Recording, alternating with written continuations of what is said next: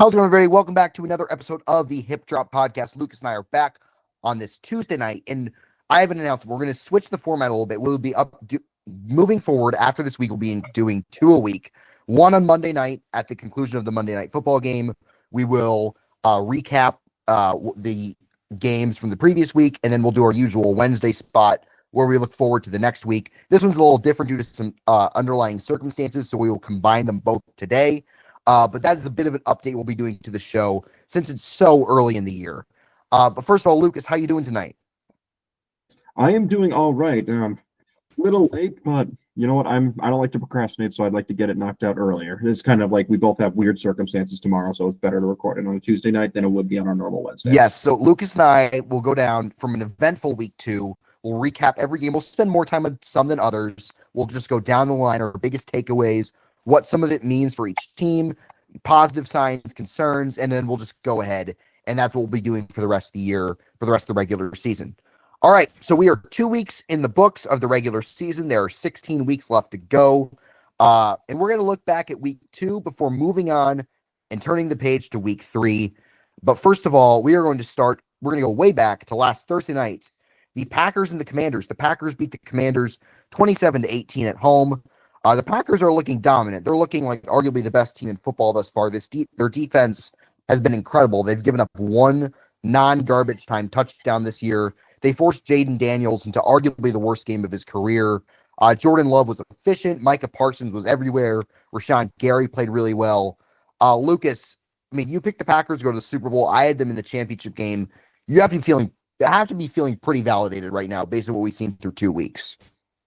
Yeah, absolutely. This Packers team has just been dominant. I mean, if you look at the final score for both of those games, it doesn't look like that overwhelming, 27-13, 27-18, but anyone who watched either of those games for like an hour would know that the Packers easily could have won those games by like 25 points each. Yeah. Like it was just insane. The Packers kind of let off the gas. Packers aren't playing perfect football, which should kind of terrify teams a little bit because I think Micah Parsons is still getting up to speed because he still had a back injury, just got traded. But I think Jordan Love is playing amazing. Their receiving core is starting to come into its own. Tucker Kraft is looking like a future star tight end, if not future, current star tight end. Matthew Golden, their first-round pick, who I'm pretty high on, not been super productive. He and Jordan Love haven't been on the same page. That seems like it's close to figuring it out.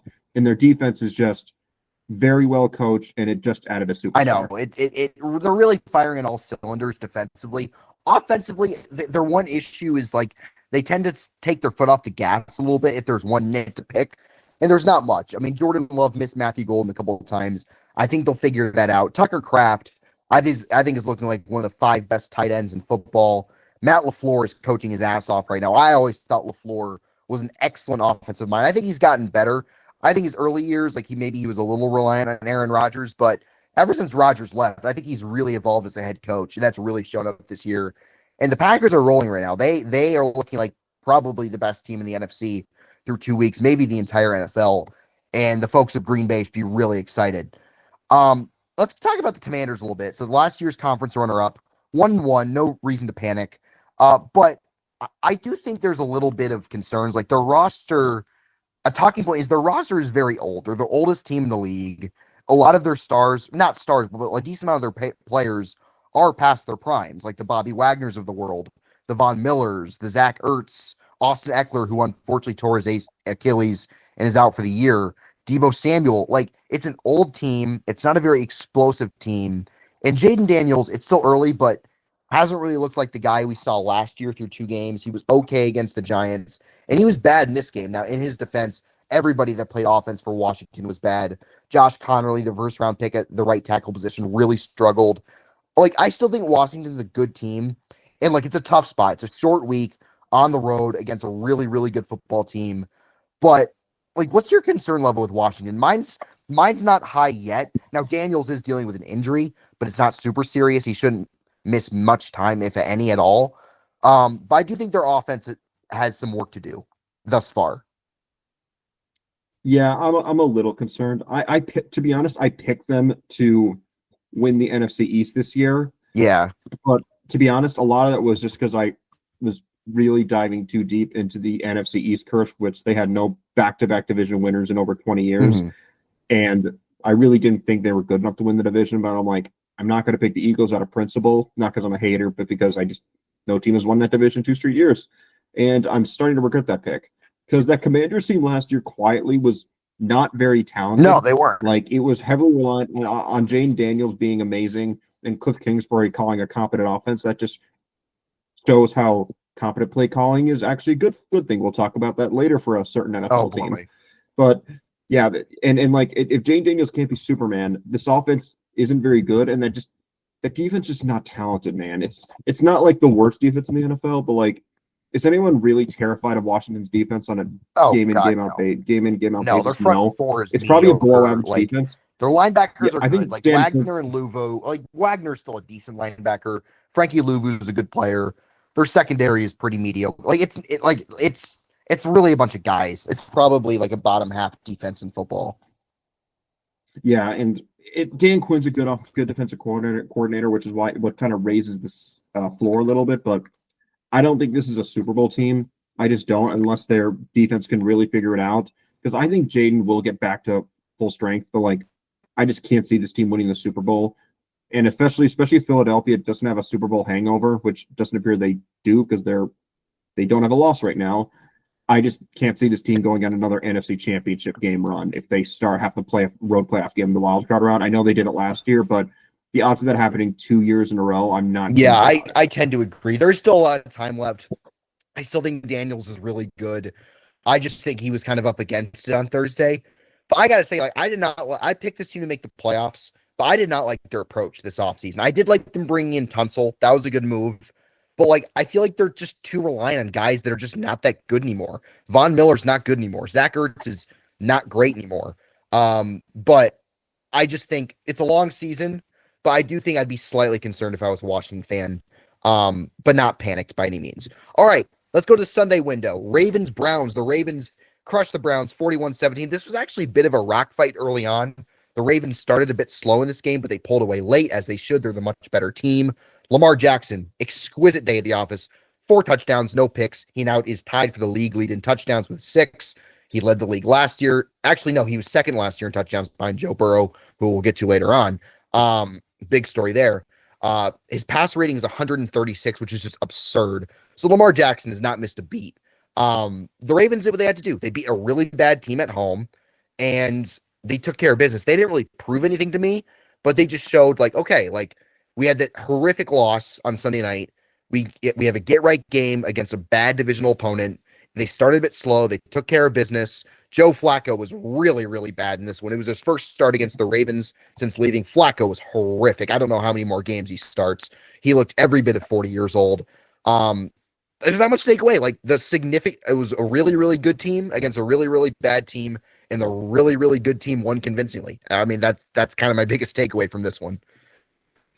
Yeah, I agree. I just disagree in the sense that I don't think Lamar played that well in that game. Like, I watched the highlights and I looked at the underlying numbers. His PFF did not like his performance, but like, yeah, and the main reason that is he just had a lot of misses. Like, he had 8 flat out misses, and he had a bad throw. I think that was called back due to a penalty and plus a drop pick. So I thought he played very well. Like, the box score stats look pretty, but I still think he has a lot of meat left in the bone. I'm not saying that as a full-blown criticism. I just think that he's not back in full stride yet, which was kind of like last year, because last year he was kind of slow, had a minorly slow start and then picked up steam. Baltimore, I'm not going to view them any differently until the playoffs. Like, I think this team's going to win the AFC North going away, and we'll see how they do when they play a real team in the playoffs. But as of right now, they're a great team. They're probably going to kill Detroit because they always beat NFC teams pretty badly. Yeah. But I'm not. There's not really much to take away. They beat the Browns. They beat them by 3 touchdowns like they should have. The biggest tip was, like, how much longer does Joe Flacco have? Like, but like, for your reference, the Lamar has lost 1 game to the NFC's entire career. It was the Giants in 2022. He has destroyed the NFC. And we'll get to that game later on. All right, next game, Bengals-Jaguars. The Bengals beat the Jaguars 31-27. to get to 2-0, their first 2-0 start since 2015. The Jags fall to 1-1, but that's not the big story. The Bengals, if the phrase won the battle but lost the war, this game epitomizes it because Joe Burrow left the game in the first half. He was starting to find his groove a little bit because Burrow, as good as he is, he tends to start slow throughout his career. Grade 3 turf toe, needs surgery. He's out at least 3 months. So it will be the Jake Browning show for the foreseeable future. Browning came in and threw the ball all over the yard, was picked off 3 times. He is a gunslinger, man. He just throws the ball up for grabs to those awesome receivers. Sometimes it works, sometimes it doesn't. But the big story here is Joe Burrow, because we're at the point now where we have to say it how it is. Say it how it is. He's injury prone. This is his 3rd major injury in 6 seasons. It's just unfortunate. He's an uber talented quarterback, but it is what it is. Like, he's great when he's healthy, but like, that's the caveat, when he's healthy, and it's just not often enough. And he might be back late in the year because they said 3 months, so maybe in December if Browning can keep them afloat. I don't know if he can, but I don't know, man. I think Browning's a solid backup, but he'll throw you out of a game, man. He threw 3 picks against a very mediocre defense, and mediocre is probably kind. Jacksonville, that's a bad loss for the Jags. They should have won this game. Trevor Lawrence. He is what he is. He's inconsistent. He'll make great throws. He'll make awful throws. He threw 2 picks. His accuracy is still not great. This is a game you got to win if you're Jacksonville and you're Trevor Lawrence. But the big story here is like the unfortunate reality of Joe Burrow. And I feel like the Bengals, their offensive line has always been bad. Burrow's play style, he always wants the big play. He wants to be in shotgun. He wants to read everything out. He wants to dictate everything because his football acumen is just so high. Like, he might be the most cerebral quarterback in the league, but it's very unfortunate that we're seeing a player of this caliber miss so much time. Yeah, and this injury is devastating for the Bengals. Like, it's slightly less devastating that they were able to win this game. So yeah, mathematically, it's better they're 2-0 than 1-1. But I'm looking at the stretch. Assuming we were told 3 months. Assuming that's accurate, let's assume it's exactly 12 weeks. That would mean he returns for the Week 15 home game against the Ravens, and the week before would be the game in Buffalo. Oh God! So if he wants to stretch it a little bit, and he wants to come back early, he could maybe return 2 weeks after 10 weeks because they play the Ravens on Thanksgiving, then the Bills in Buffalo, and then it's the 12-week mark where he would return after 12 weeks in the home game against Baltimore. Let's assume he's out through Buffalo. They have a pretty tough schedule. I'm not going to go through their games, but they have 3 games where they should win. The home against the Jets and the Bears, even with Browning, home against the Jets and the Bears, and then I'm going to chop up one of the Steeler games they should probably win. Maybe to give them the home game. So Jets, Steelers, maybe the Patriots. So maybe give them the Patriots. We'll get to them. They should beat the Patriots. Okay, let's give them 4. So Jets, Steelers, or Jets, Bears, Patriots plus one of the Steeler games. They probably got to win. If I had to guess, they have to win at least one game they shouldn't. Like, just logically speaking, that's just assuming when they win every game when Burrow comes back. At home against Baltimore, at Miami, home against Arizona, home against Cleveland. They could probably go 4-0 in that stretch because given Baltimore's at home. But they need to win those 4 games I mentioned, and then they need to get hot once Burrow returns because I don't know if they can get to the playoffs if they finish 9-8.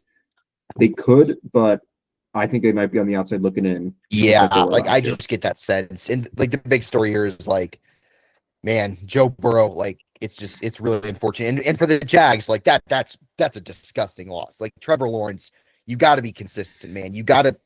The flashes are there, the physical talent's there. He just does too many things that make you shake your head, and it cost him this. But the big story was the defense. You can't give up 31 points to Jake Browning. I mean, come on. All right. So moving on to the next game. Oh, the game of the week. Cowboys-Giants. The Cowboys beat the Giants 40-37 in their home opener. My God, this game was insane. Dak Prescott was very good again. Russell Wilson, after looking completely washed week 1, throws it back to 2018, throwing moonball after moonball, threw for damn near 500 yards. He threw what should have been the game-winning touchdown, only for Brandon Aubrey to hit an absurd field goal to send it to overtime. look, I don't know how good these two teams are. I'm confident saying the Giants are not good. The Cowboys will see. But like this game was on crack. Unbelievable. Brian Schottenheimer gets his first win as the Cowboys head coach. But man, that's a crusher for the Giants. They should have won this football game. Really. When you get, I don't know if Russell Wilson will ever have a game like that again. I think this was the game where like you get the blast from the past, and they still weren't able to win. Russ threw a horrendous pick in overtime. Um, Dak was really good. He's had an unlucky interception. Dak's played really good football for 2 weeks. I'm a big Dak Prescott fan. I think he's one of the 8 best quarterbacks in the league. He has been on fire. The Cowboys' offense is very good. Their defense is not. I think that was predictable once Micah Parsons left the building. Lucas, this game was insane. There's not much more else to say. Yeah, it's a shame New York lost this game because it seems like they had it. Like Russell Wilson seemingly threw 2 game-winning touchdowns in this, like in the fourth quarter. One of which was wide open. Wan'Dale Robinson was free and clear, but like the one with under a minute regulation was just a dime. Oh my god! To Malik Neighbors, but it just kind of showed that's the best or worst of Russell Wilson. Like Russ did a lot of his damage in the deep game, and he's even when he's been washed, he's always thrown a good deep ball. Like in Pittsburgh last year, he's thrown the moon ball extremely well. Like I think this game he had 264 yards on deep pass attempts, 20 yards past the line of scrimmage. That is more than half because he threw for 450 yards. And it seems like he left a lot of yards on the field because his interception that he threw was very far down the field. So he probably could have gotten to 500 yards if he didn't do something stupid and just dinked and dunked down the field. But it is what it is. But Russell Wilson's not a top 15, 20 quarterback anymore, but he's still not completely washed. He's still capable of like 1 or 2 elite performances a year, and that was it. In terms quickly on Dak Prescott, I think Dak has quietly been just going off this year, been a top 5 quarterback. I understand they lost week 1 to the Giants, but like he's been incredible. He did make a lot of mistakes on Sunday's game, which is why it was a little bit uglier than it should have been because he had an interception that was his fault, and then he had a fumble. So not a perfect performance by any means, but he's still a guy who I think is a top 10 quarterback. I'm with you. I don't understand the hate other than the exactly. Like if he had a Falcons logo on his helmet, everyone would love Dak. But I mean, it is what it is. The Cowboys moved to 1-1. They get a big win. Giants, that kind of feels like that was their season right there because they're playing a extremely desperate Chiefs team and hopefully pissed off Chiefs team at home next week on Sunday Night Football. All right, next game. Lions Bears. The Lions destroy the Bears, and Ben Johnson's return to Detroit. Hang a 50 burger on them, 52-21. Jared Goff bounces back from that horrendous week 1 performance against Green Bay. There was 5 Bills in the end zone. Caleb Williams was not terrible, but he wasn't great either. I mean, he wasn't the problem. He didn't give up 50 points. The Bears defense was a disaster in this one. The Lions looked like the team from last year, and their offense was humming on all cylinders. Now, context does matter. You're playing a Bears team that like is turning out to be very similar to what they were last year, a very bad team at home. So we'll see how they look against better competition. But I mean, you have to be slightly encouraged if you're a Lions fan. They improved to 1-1. The Bears fall to 0-2, and a lot of problems in Chicago. It feels like the Bears are very close to this thing falling off the rails a little bit. The vibes are not spectacular. And I got to be honest, the vibes weren't great in training camp. And that blowing that game against the Vikings week 1 kind of affirmed that. And this was even worse, to be honest. So Lions, big win, statement win, showing that at least for the time being, they still belong in that conversation of the elite in the NFC. But the Bears, woof, man, like that's just every year. It seems to be different. It stays the same. And it looks like it's same old Bears. Yeah, I mean, not encouraged by Caleb Williams. Like, I put him as the top quarterback under pressure this year, and it looks like that was a very valid pick. He still has the talent, the raw physical talent to be an NFL star. He just does not have the little things you want in a quarterback. He doesn't play well with instruction. No. And it doesn't really seem like he plays patient as well. It seems like he's good. Like if the play is naturally on fire, so be it. He's pretty good at that. We saw that a couple times against Minnesota. He had a couple great scrambles, but it just seems like he has that thing where he sometimes starts to fire on his own, and sometimes he bails himself out. But it's not a good thing if you start fire your own fires and you clean up the mess. We want you to play within structure. Elite quarterbacks can play very well within structure. And to be fair, nothing has really stood out on the Bills. Their defense collapsed against the Vikings, crapped a bit against the Lions in a what should have been a great performance or a fiery performance because it's the rivalry game. But that defense hasn't been exactly good either. I don't want to just scapegoat the offense. It seems like the entire Bears team has been a disaster, and it seems like it starts at the top. Maybe Ben Johnson was a fraud all along. Yeah, I mean, I still think Ben Johnson's a good offensive mind, but like not everybody's cut out to be a head coach. It's early, man. It's 2 games. We'll see how they turn it around. They're in a national spot this week against the Cowboys on Fox, so we'll see how that goes. But yeah, not an encouraging start for the Bears and the Lions. That's as big of a bounce back as you can see. It's a big of a shift from weeks 1 to 2 as you can see. So kudos to the Lions getting that win in front of the home fans. All right, next game, staying in the early window, the Patriots get their first victory of the season. They beat the Dolphins down in South Florida, 33-27, holding on to win that game. The Patriots get to 1-1. The Dolphins fall to 0-2. And like Drake May bounced back from a subpar performance week 1, threw some absolute dimes in this one, albeit against a very, very bad team and very, very bad defense. Tua played better than he did week 1. The bar is hell, but he played better. He threw a horrendous pick in the fourth quarter. He took a sack on 4th down. He's just not a good quarterback at this point. I was never a Tua guy, but he's gotten worse. Like he just isn't it. Mike McDaniel knows he's getting fired.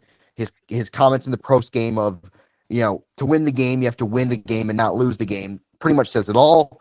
The Dolphins have serious shell company energy going on right now. We're like, they exist on paper, but they're not an operation. Like Chris Greer's there in name, but he's not working. Mike McDaniel's there in name, but he's ready to get fired. Tua, who knows how much longer he's there. Tyreek Hill, probably not there for much longer.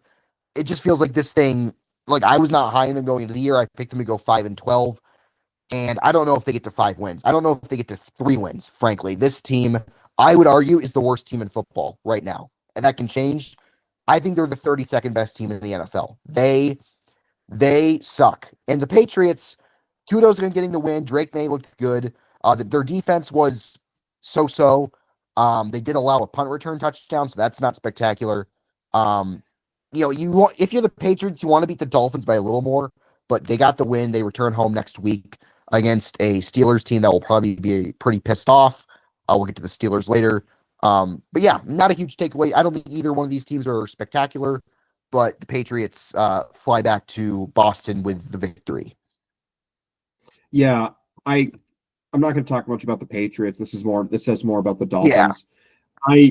I keep running predictions of what I think the NFL season is going to play out like after every week, and then update the future games, of course, based on the games that already happened. Mm-hmm. I have the Dolphins at 3-14. Like, here are the only games I have them winning: at home against the Jets, at the Browns, and then at home against the Saints after the bye. Yeah. Are there any other teams in the NFL that you think they could lose to? Maybe they could beat the Panthers. They have the Panthers at home. They're on the road.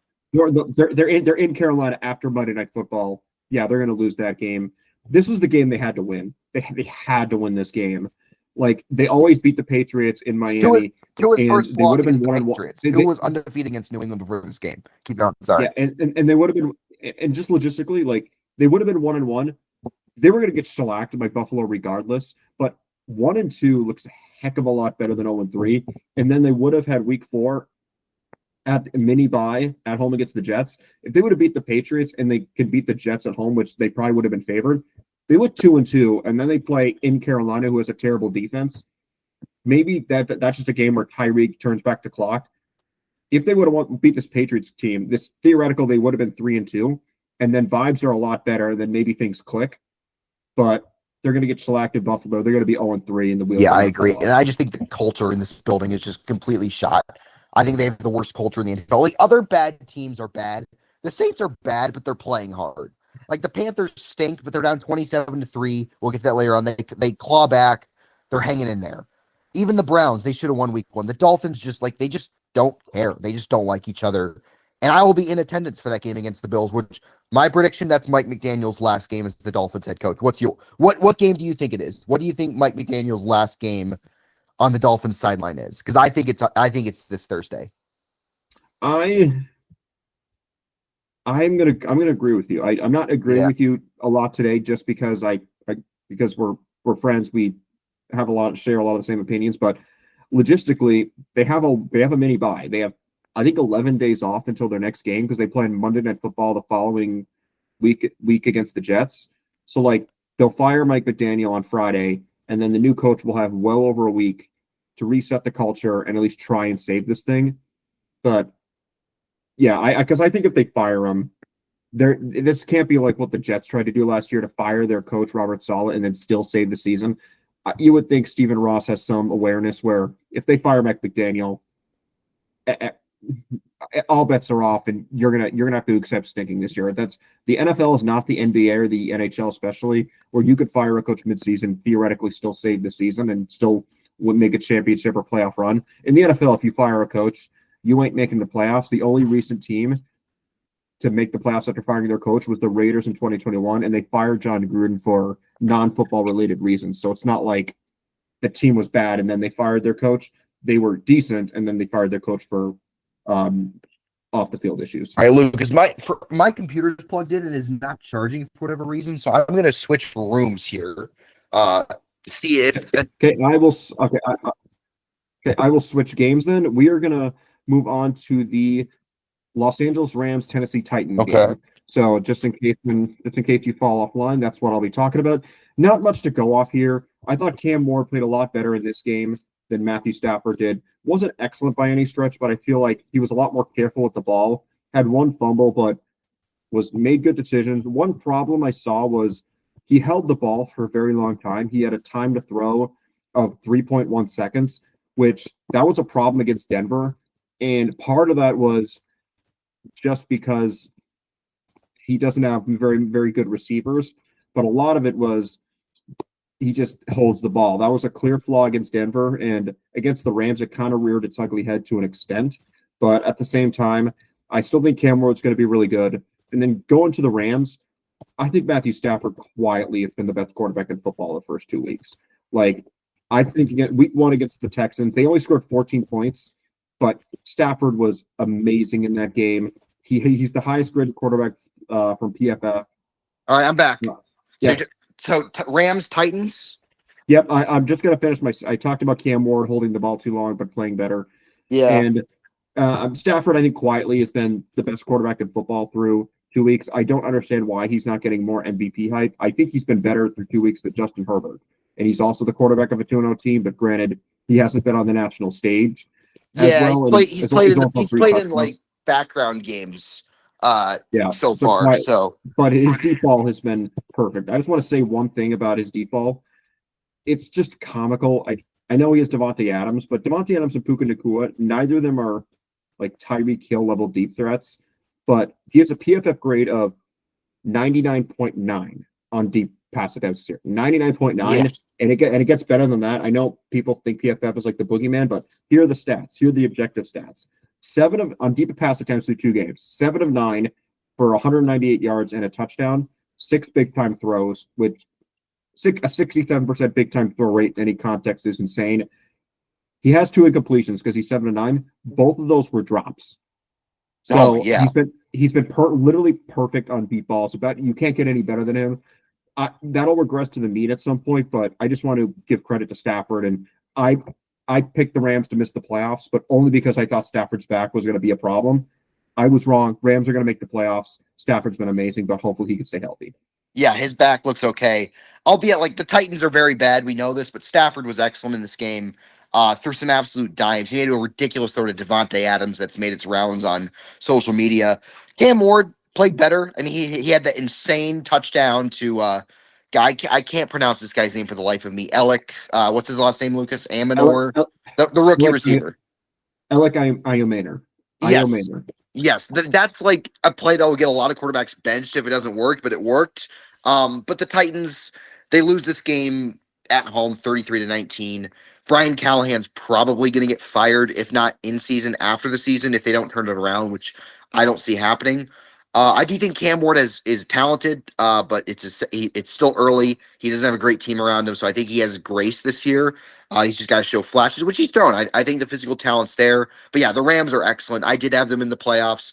I picked the Niners to win the division just because I didn't want to go too chalk, and I had some skepticism about Stafford's health, but he looks as good as he's ever looked in a Rams uniform through 2 games. So hopefully for the Rams, he can keep this up. They are absolutely contenders in the NFC at this point. All right, moving on to the next game, Niners Saints. The Niners beat the Saints 26-21 with Mac Jones at quarterback. Mac Jones had maybe the best game he's had since his rookie year. He throws 3 touchdowns, uber efficient game. Spencer Rattler quietly played pretty well too. I'm sure not many people outside of the San Francisco and New Orleans area watch this game. Not that I can blame them, but it was a close game. The Saints are not good, but they're playing hard. I picked them to go 0-17. I think I might retract that. I think they might stumble their way into some wins this year down the stretch. But the Niners did what they had to do. They beat a team that they're better than, even with Mac Jones at quarterback. They're going to get healthier down the stretch. They hopefully will get Brock Purdy back in the coming weeks. George Kittle is on IR. They hope to get him back after that 4-week IR period. But they still have stars in this team. Nick Bosa's still there. Fred Warner's still there. Shanahan, I think, called a really good game, scheming up easy throws for Mac Jones to execute. So not much to take away, but like the Niners did what they had to do. They went on the road. They beat a team they're better than, and they're 2-0. Yep.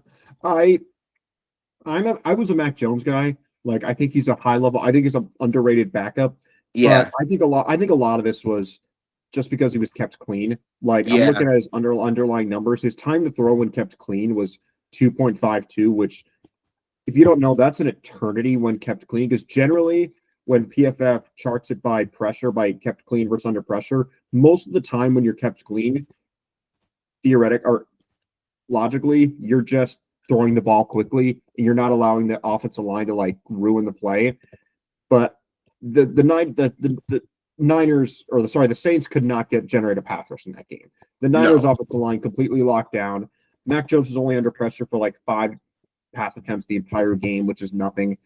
I have questions because I don't think that game was indicative of like how good the Niners could be.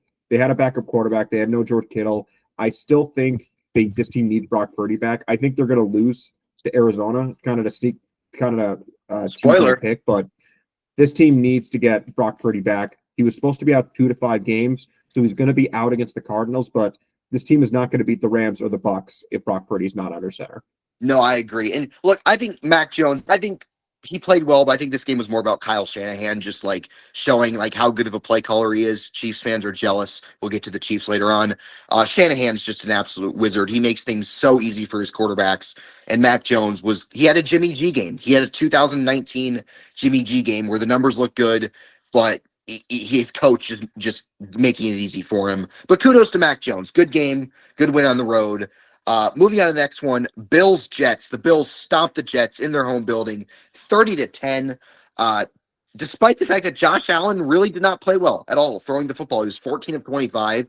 He threw for less than 150 yards. But the Bills' running game just crushed them. James Cook had a great game. Allen made plays with his legs as he always does. And Justin Fields, after an excellent showing in week 1 against Pittsburgh, was horrific in this game. He had 3 completions, Lucas. An NFL starting quarterback had 3 completions in a game. To make matters worse, he got hurt with a concussion. Tyrod Taylor came in and finished the game. Fields' status for their game against the Bucs this week is in doubt. Just an absolute, after a very encouraging start, a hard-fought game week 1, a crap show for the Jets and Aaron Glenn. But look, it is the Bills. The Bills, my pick to win the Super Bowl. They showed why. They did what they had to do. Like a common theme. A great team beat a bad team. And that's what happened here. And the Bills took care of business before their Thursday night showdown against Miami. Yeah. I'm going to go quickly on Justin Fields. I wasn't a big believer in this Jets team, and I know Fields played well in week 1, but I knew that was a mirage. I think most people did. He could luck into 1 or 2 elite games a year, but he's going to give you, for every 1 elite game, he's going to give you that. And he was a lot worse than the numbers indicate. Tyrod Taylor was actually elite in this game. He played against backups, Yeah. He played against backups, so I'm not gonna sit here and say he's like a top 25 quarterback. But if this Aaron Glenn wants to win games, Tyrod Taylor should be the starter. But if he Tyrod Taylor is understands, better than Justin Fields. yes, he is. And that's Tyrod Taylor's better than Justin Fields. He is. Justin Fields is not good. Like I said, every bad quarterback can have a good game once in a while. It was week one. I think Fields' performance against Pittsburgh was he's trying to get back at a team that he thought disrespected him after benching him last year and, getting rid of him in the offseason. And it was just week one weirdness. Shit happens week one. But Justin Fields is not an NFL starting quarterback. He's just not. And the Bills defense isn't even that good. And you can't even do anything. It was a horrific performance. Yeah, and I think the Jets will continue to play Fields because I think they quietly want to tank. I think playing him is a good way to lose games, but not look like you're losing games because you could still say, "Oh, we're developing him." And in terms of, so that's all I have to say there. But for the Bills, this game, I didn't learn a lot about the Bills in this game. No, like they played a really bad team with a disaster of a quarterback, and the running back broke a couple big runs, which elite defenses wouldn't have let that happen. But they did break those runs. They did win by a lot. But that's what the Bills have done for half a decade now. They'll beat up on bad teams, but when they have to face elite teams, they're really hit or miss. Yeah, and they're getting a team that I think is worse than the Jets on Thursday, so we'll see more of the same. All right. Oh, last game of the early window. A lot of games in the early window this week. Seahawks Steelers. The Seahawks get their first win going into Pittsburgh, beat the Steelers 31-17. Pittsburgh drops after escaping the Jets game with a win. They dropped this one. And there's multiple takeaways. First of all, the play of this game was Caleb Johnson making one of the worst plays I've ever seen, just completely not knowing the rules, muffing that kickoff. That really kind of turned the tide against the Steelers because it was a 3-point game at that point. They were getting the ball. It was a 3-point game. Sam Darnold was up and down. He made some really nice throws. He threw an absolute dime to Jackson Smith and Jigba on that game-sealing drive. Seattle's defense played well. Mike McDonald, he's a very good defensive coach. Their front's very good. Rodgers was not particularly good in this game. He actually, I think maybe he was a little better than the box score because the Steelers did have some drops. Pat Freiermuth I'm sure you saw that video on Twitter. Rodgers made an absolutely insane throw down the sidelines that Pat Freiermuth dropped. It was a defensive holding, but he throws a touchdown. He throws 2 picks, both kind of unlucky. One, Calvin Austin. I have no idea what he was doing. That probably would have been a touchdown to Freiermuth, and they maybe would have won the game. And the second one, it was 4th down, and he just had to chuck it up there. He did have another drop pick, so Rodgers has had some good interception luck thus far this year. But the big story for the Steelers is their defense has been underwhelming, to say the least, through 2 games. Now, Derek Harmon, their first-round pick, is out. Alex Highsmith got hurt. But that's no excuse to give up. I mean, they gave up 24 points, and they just didn't play well at home. So I'd be slightly concerned if I was a Steelers fan. The good news is that their upcoming schedule fairly easy. You play New England, Vikings, Browns, Bengals. Okay, fine. And for Seattle, I mean, it's a team that I was low on. Both of us were low on going into the year, but that's a good win. It's a good showing, and they fly back to play the Saints at home, so they should get to 2-1. Yep, exactly. And in terms of Rodgers, I kind of said he played poorly in week 1. I think he played a little bit better in week 2, so maybe it balances out. He was probably better than the box score indicated in this game, worse than in week 1. But one thing I noticed is teams should not be blitzing Aaron Rodgers, because if you look at the underlying numbers on PFF, just look at the box score numbers and not the grades. He's a much, much, much better quarterback when blitzed. He's only been blitzed on about a quarter of his dropbacks, but his passer rating is the passer rating is about the same, 98.7 when not blitzed, but 94.4 when blitzed. But if you look at the dropbacks in the stats tell a different story. In the grades, he has a 49.7 grade when he's not blitzed, and a 82.1 grade when he is blitzed. So when teams blitz, what that means is there are fewer guys in coverage, which means it's easier for Rodgers to diagnose who's going to be open. So I think teams just need to be patient and don't blitz him at all, because he's not a threat to run. So if a team blitzes and theoretically it's blocked well, it opens up a lot of rushing lanes for the quarterback to run up the field, because its odds are it's going to be man coverage with no one spying.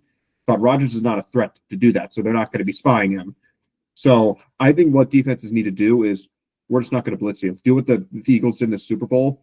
If you drop back 40 times, we'll blitz you like 5 times. Maybe on like the occasional third down, we'll force you to get the ball out quick, so it's not gonna like go 20 yards down the field for a completion. But I think this is a. I don't think Rodgers has exactly been overwhelming.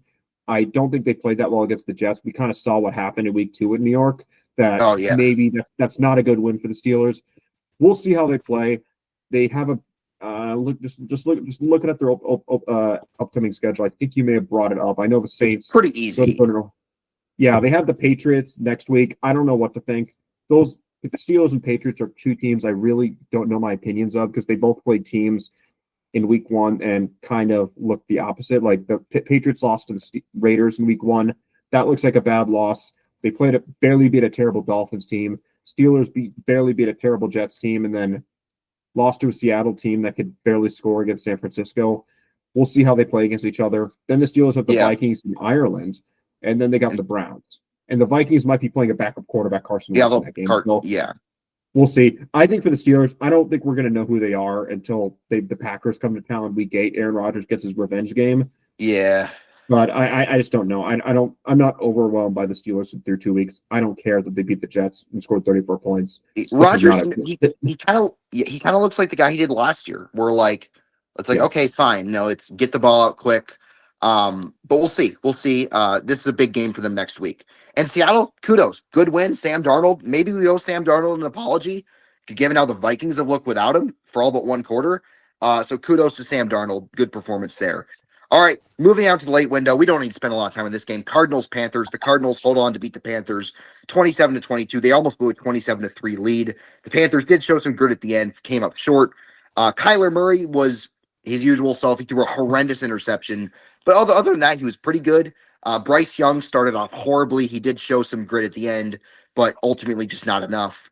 The Cardinals moved to 2-0, so good for the Cardinals. I don't know how good they are. It's a team that you were high on, Lucas. You picked them to make the playoffs. And the Panthers they're just not good at all. I had them winning 7 games. I don't think they're getting there. Not much to take away. I don't know how many people watch this game, but I mean, I guess Cardinals, you're 2-0. Can't ask for much more than that. And back to the drawing board in Carolina. Yeah, exactly. I mean, I think things are kind of opening up for Arizona. Like if you're looking for a team that could sneakily start 5-0, that team would be the Cardinals because they have the Niners this week in Santa Clara, so that'll be tough. Yeah. But Brock Purdy's not going to play in that game, and Jonathan Gannon might want to put pressure on Mac Jones because that's how you do it. Because if Mac Jones is pressured, he disintegrates. So I think that's a game where you just got to trust Will Johnson and those corners to cover one-on-one because George Kittle's not going to play. So and neither will Brandon Ayuk. I think that's a game Arizona sneakily might win by multiple scores. Like maybe by 10 points, but not like 20. Then they have Seattle on Thursday Night Football at home. That's going to be a tough game, but that's certainly winnable for the Cardinals. That's not like a game that we look at and say, oh, they're definitely going to lose. And then week 5, they have the Titans at home after a mini bye. There's a reality in which this team's 5-0. More likely they'll be like 4-1. But man, my Cardinals playoff pick is looking good. I don't care about the Panthers. Bryce Young put up a lot of volume stats, but he had like 60 dropbacks. Nothing to take home from that game that's positive. Yeah, it's looking like Bryce Young's stretch and at the end of last year was maybe a little bit of a mirage, and he's just not good. He's just not the guy in Carolina. All right, next game. This was a wild one. Colts-Broncos. The Colts beat the Broncos 29-28 to improve to 2-0. The last time the Colts started at 2-0, Lucas, they made the Super Bowl. Who would know? Yep. And then the Broncos followed. Not only that, they started I believe that's the year they started 14-0. Yes, that is correct. And then Jim Caldwell had his tail between his legs and sat their starters at the end. But yeah, you are correct. And then they lost to the New Orleans Saints in Super Bowl 44. But the Broncos, that's as bad of a loss you could have. The Colts, if anyone who didn't watch this game, they miss a field goal at the end. It looks like they're going to lose, but there's a flag on the play. A Broncos defensive lineman, I forget who it was. I can't pronounce his name. It was number 96. So 96 in the Broncos, whoever that was, he gets called for leverage, which means he correct me if I'm wrong, Lucas. You were pushing down on the snapper in an attempt to block the field goal. So the Colts take the penalty. Spencer Schrader, Chiefs legend, kicks the game winner. The Colts move to 2-0. Daniel Jones has played very well in Shane Steichen's offense. The Colts have not punted. The Colts are the first team in NFL history to not punt through 2 games. All their drives have ended in a touchdown.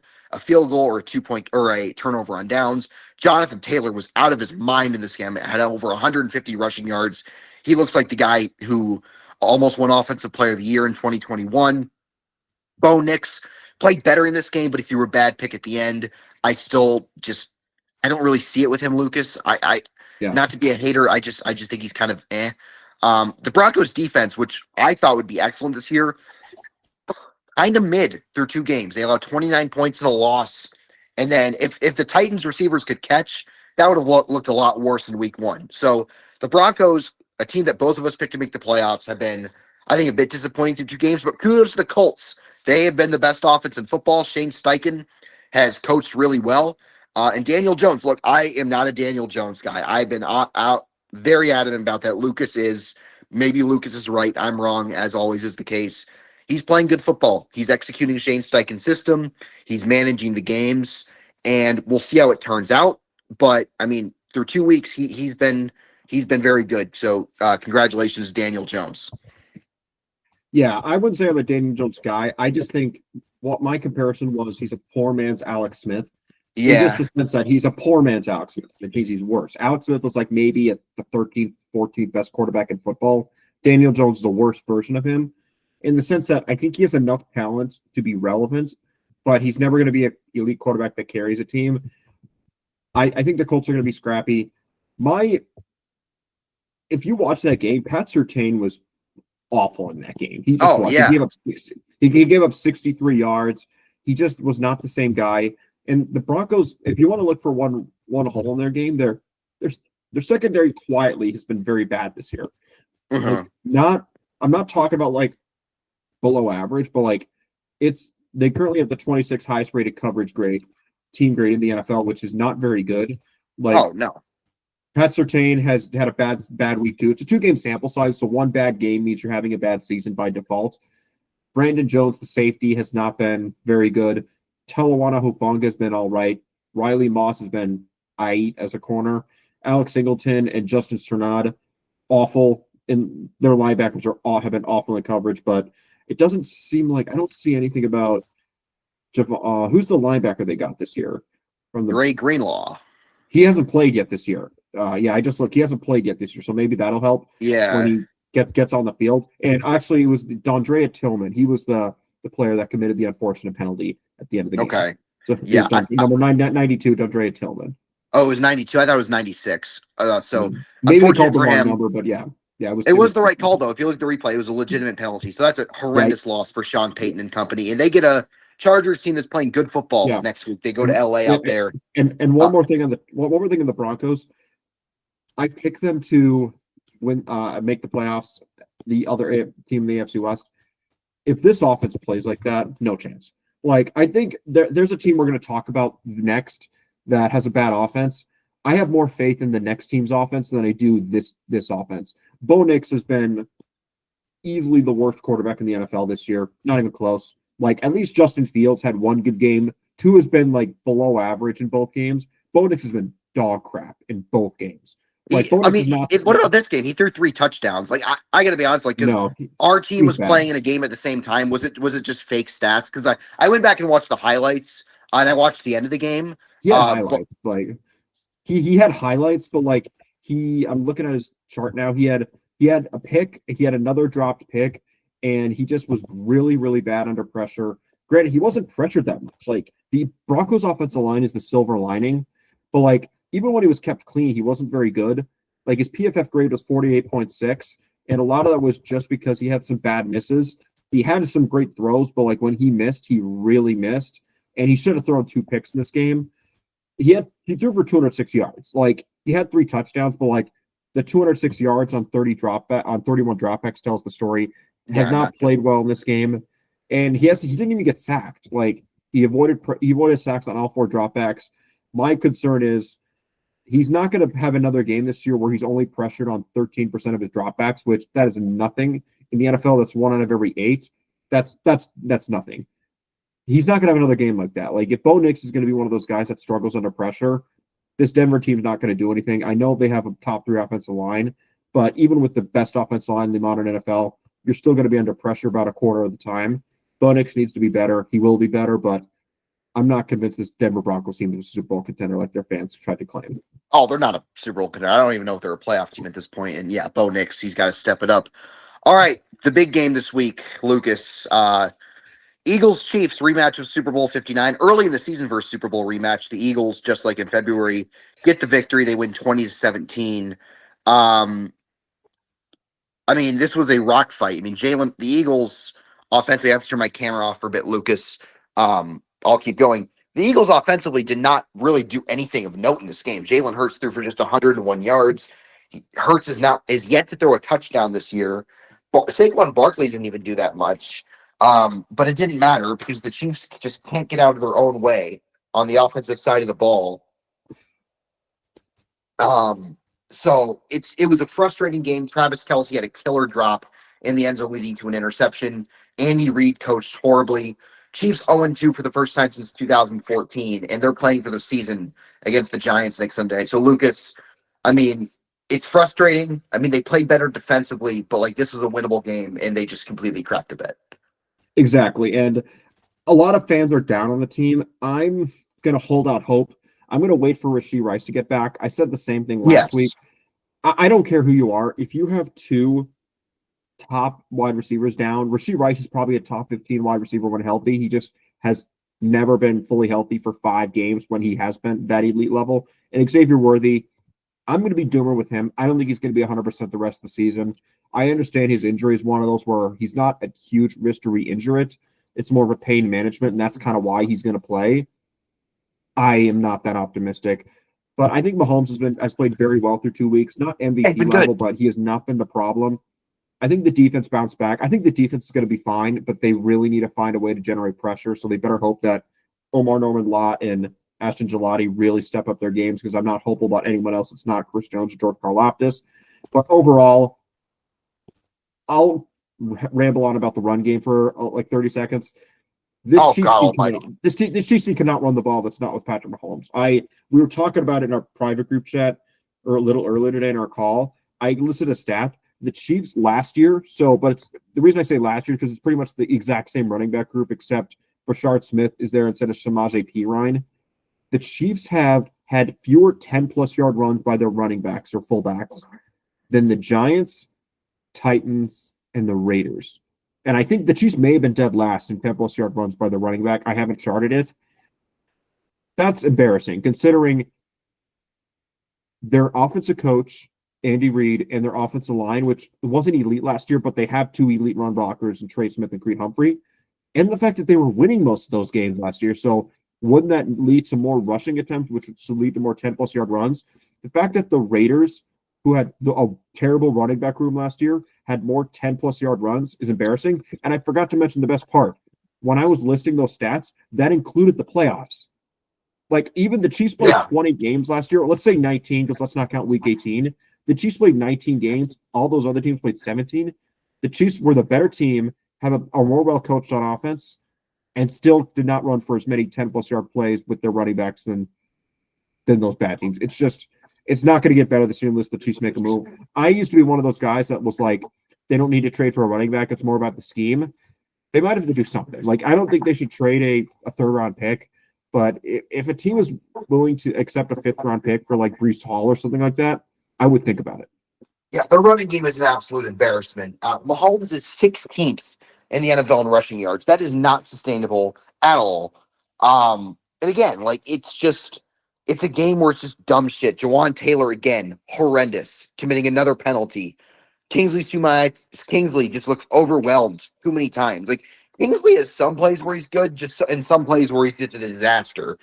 Look, I'm not giving up on the Chiefs due to their history, but they got to figure this shit out fast. They are getting reinforcements in Rice and Worthy. I do think they played harder in this one, especially defensively. But they have to do something about it. Their running game's embarrassing. It's so bad. It's physically painful. They got to do something to make a move. If you're calling the Dolphins, bring in Devon Achane and not Tyreek Hill. Tyreek Hill's not fixing their running game. So something needs to be done about this. Yeah, exactly. And I do think once they get Rice back, that'll kind of force teams to play a little bit more conservative against the pass, because that does give them another explosive player.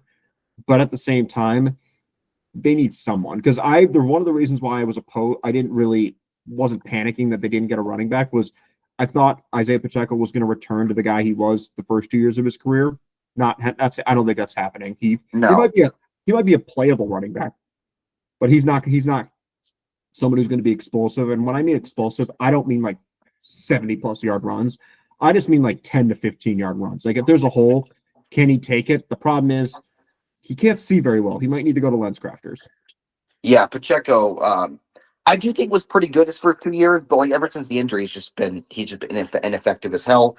And for the Eagles, despite a pretty anemic offensive performance again, they get the job done. They're 2-0. I do have some concerns about their offensive scheme, but at this point, the season's about stacking wins. So they get the Rams next week at home. All right, 3 more games, Lucas. Sunday Night Football, an ugly game. The Falcons beat Lucas's hometown team, the Vikings, 22-6. JJ McCarthy was horrific in this one for all 4 quarters instead of 3 of the 4 quarters like the Monday night game against the Bears. Michael Penix Jr. was not great either, but Bijan Robinson ran the hell out of the football. He is an exceptionally talented running back. And the Falcons defense, despite not having a lot of big names, they have been really good through 2 games. They are top 5 in a lot of metrics. Jets legend Jeff Ulbrich and Raheem Morris have coached the defense really well. They have a lot of good young players. They sacked J.J. McCarthy 6 times in this game, and J.J. McCarthy will now be out for the next few games with an ankle sprain. So another injury for him. It will be the Carson Wentz show for the next few weeks. Just an ugly showing for Purple. Yeah, that was not a good look for JJ McCarthy, but I will say to defend him just a tiny bit, the Vikings are really shorthanded right now. Jordan Addison is suspended. He'll be back week 4. Christian Darrisaw, their star left tackle, has missed a lot of this season, so that kind of hurt their pass protection. And if you watch that game, it was kind of weird. There was an advanced stats that backed it up, but it kind of passed the eye test. Their offensive line didn't get beat quickly that often, but when they lost, things went from 0 to 60 very fast. Like, I think there was a chart we saw that kind of charted like the amount of times the quarterback was under pressure versus the time to pressure. The Vikings were all alone in the top right corner, which means they were under pressure a lot, but the time he was pressured was pretty high. And even though they have Justin Jefferson, the receivers were not getting open. But once that Vikings line collapsed, it really collapsed, and that led to a lot of sacks. I think he was sacked 5 times in the first half alone, and they just could not get anything going. The running game had some moments, but wasn't overwhelming. And that's a good sign for the Falcons. I'll speak a little bit on them.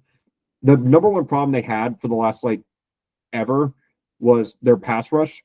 They took 2 guys, Jalen Walker and James Pierce. Neither of them looked overwhelming yesterday, but they're both rookies. But that pass rush was causing problems yesterday, and I understand that the Vikings are injured on the O-line, but they dominated. That's what you want to see a good pass rush do against a depleted offensive line. You need to dominate, and that's what happened.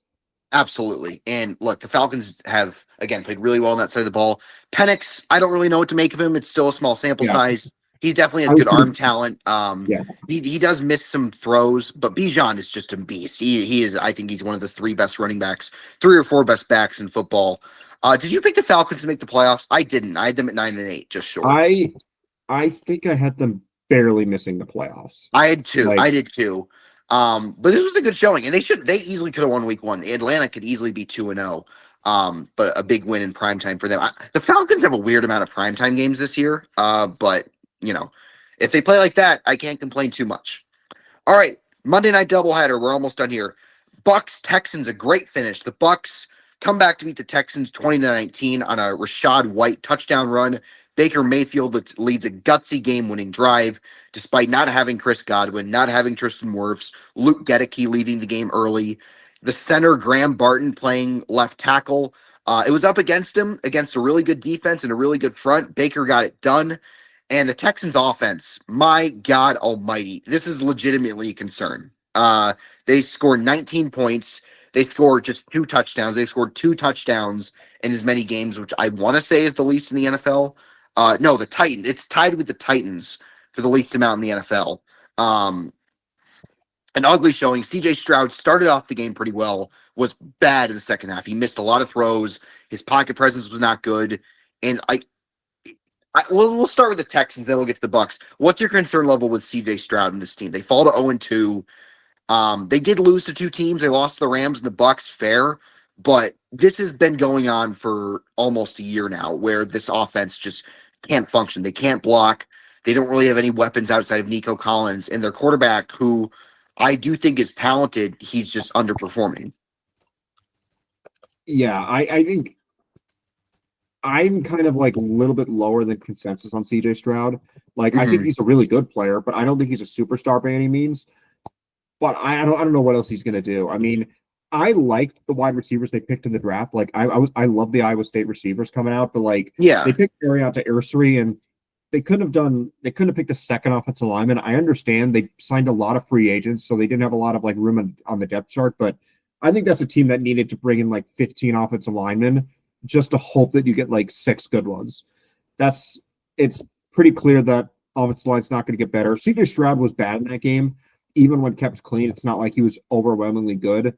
But when he was pressured, he turned into a tire fire. But I was not high on that Texans team. I know some people said, "Oh, this team could go to the Super Bowl." Chris Sims, most notably. I'm like, no, I'm not scared. did he actually pick them to go to the Super Bowl? He didn't pick them, but he was kind of like saying, "I wouldn't be surprised if they found their way in the AFC Championship game." Like, no, this team is not a threat.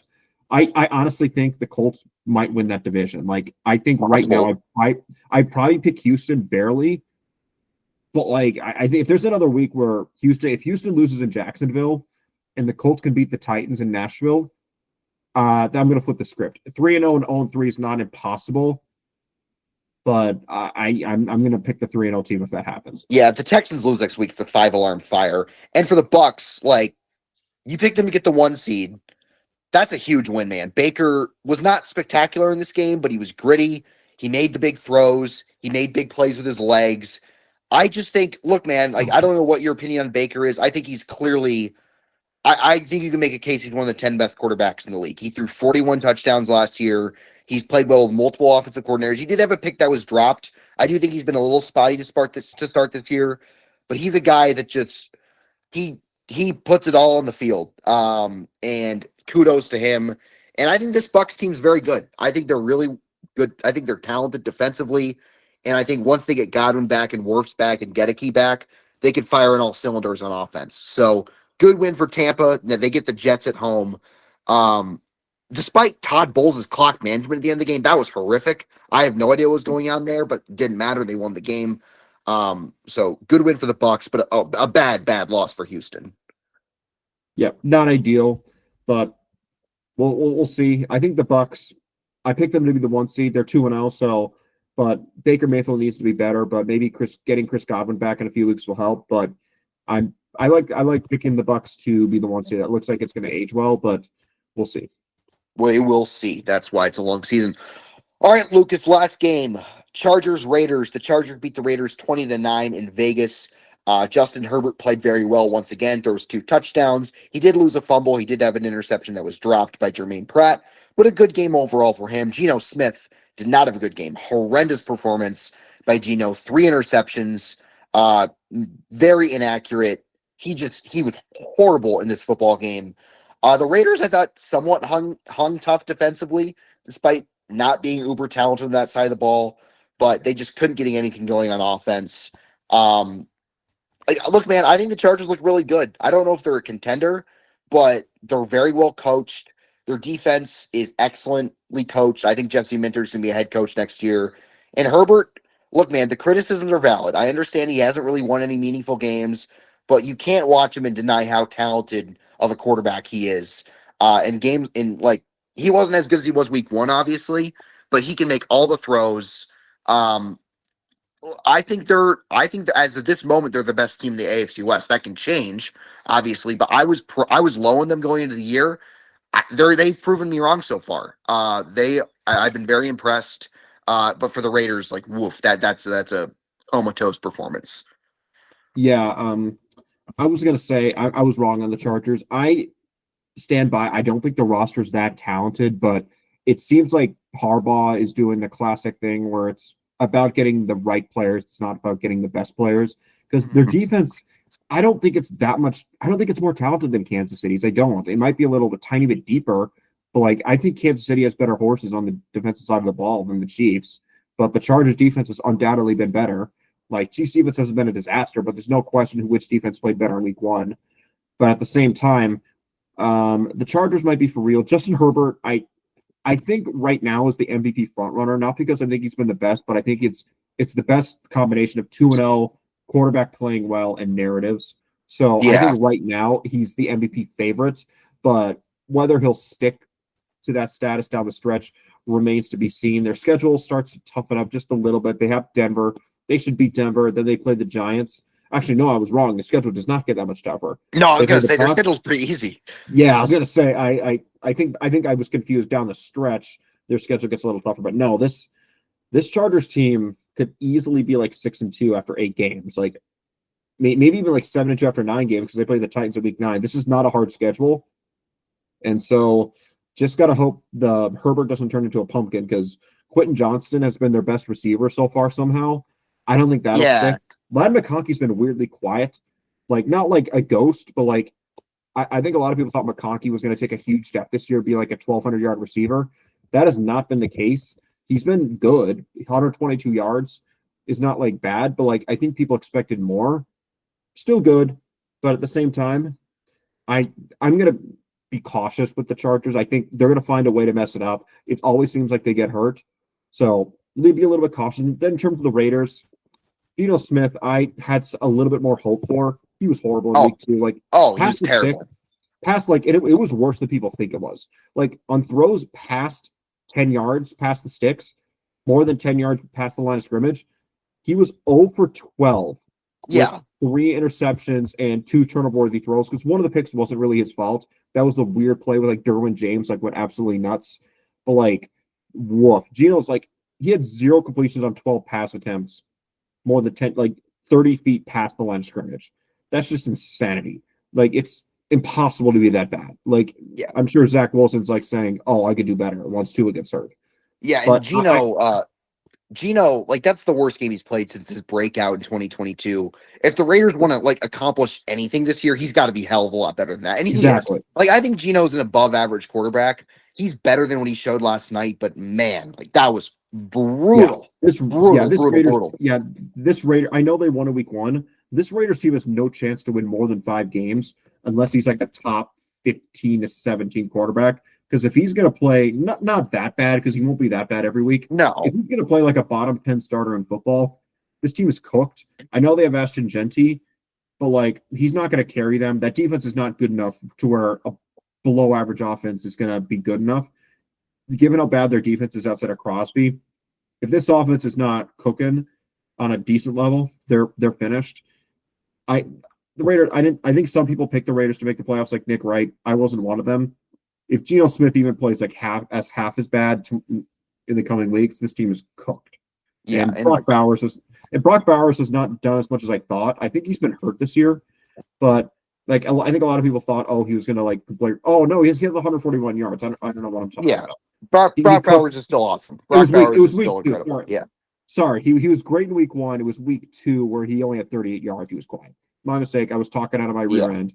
But at the same time, I think let's talk about the AFC West as a whole quickly. The Chargers, I think, right now are clearly the Chiefs' biggest competition record-wise and tiebreaker-wise. Oh, for sure. I'm not scared of Denver anymore. I'm not. No. As long as the Chiefs could block Denver decently well, they're gonna be able to win that. They're gonna be able to beat them. The Raiders are not a threat. I think if the Chiefs lost to the Raiders once this year, it'd be a huge failure unless there's a huge injury that impacts it. The Chiefs are gonna have to beat the Chargers in week 15. I think it's week 14 or 15 they play. The Chiefs have to win that game. There's no scenario where the Chiefs win the AFC West and they lose the second game to the Chargers at home, unless like that Justin Herbert like is out for 2 months between the 2 games and like the Chargers go like 2-6 in that stretch, but that's not practical. The Chiefs need to win that week 15 game. I'm not counting them out of the divisional race, but the Chiefs have pretty much used up their margin for error. Like, oh yeah, they climbed out of a similar hole in 2021. They have to do it again. If this team starts 0-4, I'm going to bury them. I'm getting ready to bury them. But at the same time, I think they're playing for their season on Sunday night against the Giants. And speaking of which, our picks for week 3, we'll go through them. Yep. I am currently leading. I'm 26-6. Lucas is 20-13 at the moment through week 2. All right, Thursday night football. Bills Dolphins, pretty easy. Bills by a million. Early window, Panthers Falcons. I will go with the Falcons on the road. They're a much better team. Browns Packers. That's not too hard. The Packers. Jags Texans, a very interesting game. I'm going to take the Texans to get their first win. I think they not get right, but they get off the schneid. They get a win here against Jacksonville. Vikings Bengals, the battle of the backups. Jake Browning versus Carson Wentz. I am going to go with the Bengals in this game. I think they're probably the better team through 2 games. I think Browning's better than Wentz, and I think they start 3-0 and get the win against Minnesota, who has looked rough for 7 of 8 quarters this year. Pats Steelers, I'm going to go with Aaron Rodgers and Mike Tomlin and the Steelers. I think they bounce back against a Patriots team that I have been pretty unimpressed with through 2 weeks. Not that the Steelers have been amazing, but I think they get right in this one. Not right, but like they get a win in New England. Give me Pittsburgh in that. Eagles, Rams. I will take the Eagles. Saquon Barkley killed the Rams twice last year. I don't know if he'll do it to that extent again, but they're at home. I think they're the slightly better. They're the better roster. I think they get the win. Bucks, Jets. That's not hard. Give me the Bucks. Titans, Colts. I'll take the Colts. Actually, never mind. I'm taking the Titans. I'm going to say the Colts. I'm not saying they're the Saints from last year, but I think it's going to wear off. I think the Titans are at home. I think Cam Ward gets his first win. This is my upset of the week. I'm taking the Titans over the Colts and my upset pick of the week. Commanders, Raiders. This depends on if Jaden Daniels plays. I'm going to go under the assumption that Jaden Daniels will be the quarterback in this game, and I'm going to take the Commanders to win at home. And if he doesn't play, I'll stick with it and have Marcus Mariota. I hope Marcus Mariota can beat one of his former teams. Chargers, Broncos. I'm going to go with the Chargers. I think Jesse Minter is going to put Bo Nix in a blender in this game, and they've been the thoroughly more impressive team through 2 games. Seahawks, Saints, Seahawks. That's not too hard. Bears, Cowboys. I'm going to go with the Cowboys. I just think the vibes in Chicago are just off, to say the least. Niners, Cardinals. I'm going to go with the one of these. We get to 3-0. I'm going to go with the Cardinals on the road to get this game, to get this win. Mac Jones is going to find out that you don't get to play the Saints every week. Giants, Chiefs, Sunday Night Football. Give me the Chiefs. They get right. They get their win. They get off the schneid, and hopefully that can get some momentum moving forward. Monday Night Football, very big game. Ravens, Lions. I'll take the Ravens at home. I think Lamar Jackson always plays exceptionally well in prime time. He's owned the NFC. I think they're the better team, and I think they start 2-1. Yep. We have some disagreements, so there'll be some entertainment there. Okay. Bills, Dolphins. This game might be the Bills might cover the spread within the first 5 minutes of this game. I would. Yeah. Give me the Bills. Packers, Browns. Give me the Packers. Falcons, Panthers. I went back and forth. I'm going to take the Falcons, but the Panthers to keep it close. Then Texans, Jaguars. I'm with you. I think the Texans. I think if the Texans start 0-4 or not 0-4, 0-3. Woof. But we'll see. The Bengals, Vikings. I'm going to go with the Vikings. I think both teams are starting backup quarterbacks. I imagine Christian Darrisaw is going to play because he actually did practice. Oh, interesting. Leading up to week 2. I think this is relevant, which is why I'm going to bring it up. He was a full participant on Wednesday, but then limited Thursday and Friday, and then he didn't play, that's pretty odd. If a player practices all 3 games with all 3 days with one of them being full, generally he plays. So I imagine he'll be ready to go with an extra week. Steelers, Patriots. I'm going to go with the Patriots. I just don't know what to do with this game, so I'll go with the home team. And the Steelers secondary has quietly not been very good, so maybe the Steelers Patriots wide receivers can run all over that secondary. Rams, Eagles. I'm going to take the Rams. I think the Rams are just going to straight up win. I think the Eagles secondary has not been very good this year. The Cowboys were able to take advantage of it, but CeeDee Lamb was not.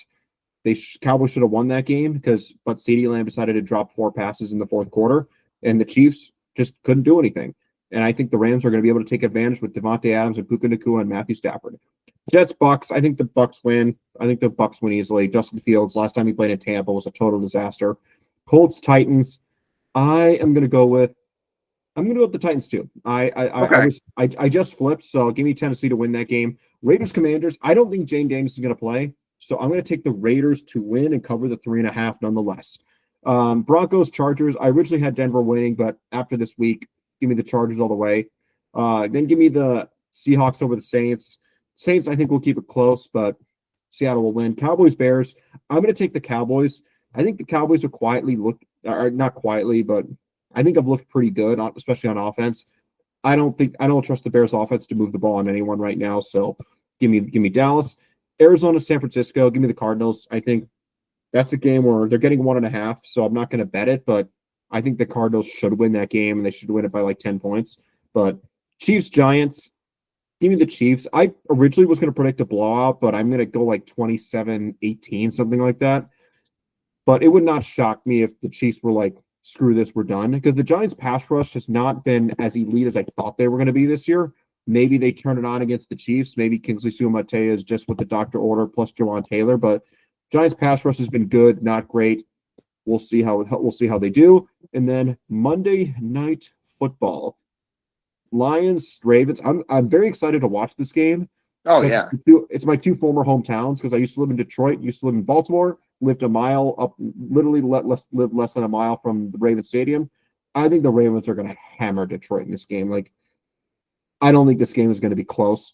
Like, I really? think it might be because like I just think the Lions beat up on a Bears team that was just like really not that good and trying to bounce back. They're at home.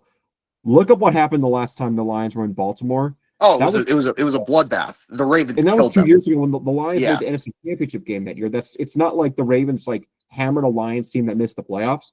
That team was almost in the Super Bowl. We were like very, very, very close to a Lions-Ravens Super Bowl 2 years ago, and the Ravens dominated them. So I think the Ravens are going to do the same. Even if they don't win a blowout, give me the Ravens to cover 4.5 points. And those are my picks. We have some disagreements there. I wasn't tracking whether we agreed or disagreed, but I think we had several disagreements. I'll go through. So we both took the Bills. We both took the Falcons. We both take the Packers. We both take the Texans. So I took the Bengals. You took the Vikings. I took the Steelers. You took the Pats. I took the Eagles. You took the Rams. We both take the Jets. Or excuse me, we both take the Bucks. We both took the Titans in an upset. So I took the Commanders. Even if Daniels doesn't play, you took the Raiders. Both take the Chargers. We both took Seattle. We both took the Cowboys. We both took the Cardinals. Chiefs, Ravens. So some disagreements. Week 3, right around the corner. NFL season is getting into full swing. Lucas, thank you for your time, and we will see you all next week.